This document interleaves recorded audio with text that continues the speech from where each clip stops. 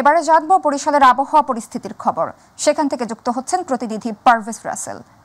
পারভেজ, বরিশালের নিম্নচাপের প্রভাবে কেমন ক্ষয়ক্ষতি হয়েছে জানাবেন আমাদের।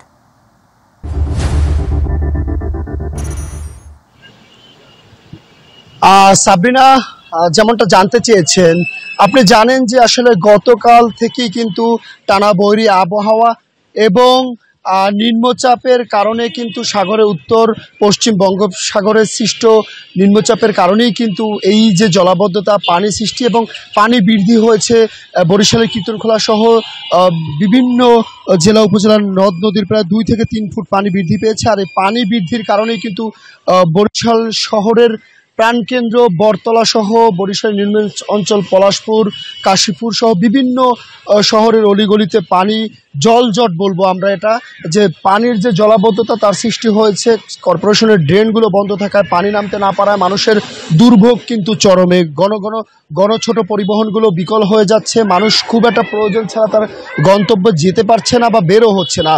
থেমে থেমে সকাল থেকে কিন্তু বরিশালে বৃষ্টি হচ্ছে। আমরা কথা বলেছি বরিশাল আবহাওয়া অধিদপ্তরের সাথে, তারা জানিয়েছেন এলএমই সার্টিফাইড বিশ্বসেরা কপারে তৈরি ওয়ালটন কেবলস, যা আপনার স্থাপনাকে রাখবে সব সময় নিরাপদ।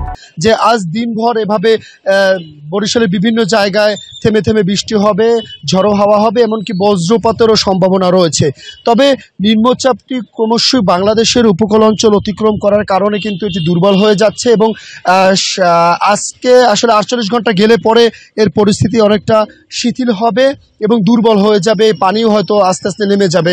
সব মিলিয়ে কিন্তু এখনও বরিশাল নদী বন্দরের 2 নম্বর সতর্কতা সংকেত এবং সমুদ্র বন্দরের 3 নম্বর সতর্কতার সংকেত কিন্তু দেখিয়ে যেটা বলা হয়েছে। আমরা কথা বলেছি, আবহাওয়া অধিদপ্তর আমাদেরকে জানিয়েছে যে গত 24 ঘন্টায় মানে আজ সকাল 10টা অবধি পর্যন্ত কিন্তু 141 মিলিমিটার বৃষ্টিপাত রেকর্ড করা হয়েছে এবং এই বৃষ্টিপাতের কারণেই কিন্তু বরিশাল নগরীর প্রধান সড়ক সহ আশেপাশের অলিগলি কিন্তু পানিতে প্লাবিত, জনদুর্ভোগ চরমে। তারা বারবার বরিশাল সিটি কর্পোরেশনকে দায়ী করছে যে এই একই সড়ক বা বিভিন্ন পরিচিত সড়কগুলোই কিন্তু পানির নিচে আসলে জলজটের সৃষ্টি হয় বা জলাবদ্ধতা লেগে থাকে। আর এই পানির কারণে যে রাস্তাগুলো থাকে সড়কের, এগুলো কিন্তু বেশি দিন সাস্টেন করে না।